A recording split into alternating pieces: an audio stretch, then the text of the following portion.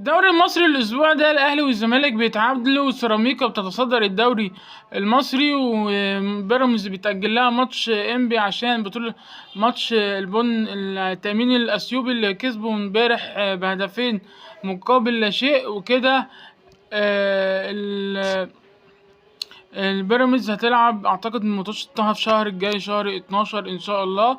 الملخص الاسبوع ده كان اول يوم كانت لعب يوم السبت اللي فات، كان غزل المحله وحرس الحدود، وغزل المحله بنفس طريقتها بتتعادل 0-0 مع حرس الحدود. بتحب كده يعني اكتر حاجه بتعملها غزل المحله انها تتعادل 0-0.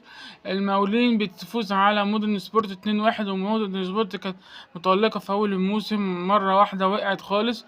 كمان سيراميكا كليوباترا بتفوز على كهرباء الإسماعيلية 1-0، وبتتصدر الدوري. كان جاب الهدف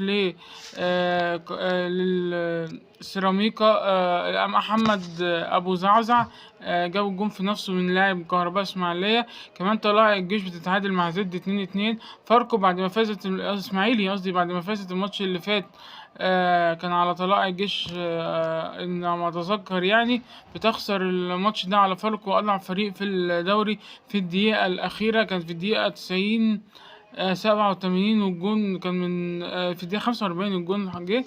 فكانت الإسماعيلي برضو ضيع ضربة جزاء وفي الدقيقة الأخيرة، والكرة من عند المرمى يعني، والكرة في العرض كان ممكن يكسب، بس الإسماعيلي في موقف صعب جدا، آخر مركز في الدوري.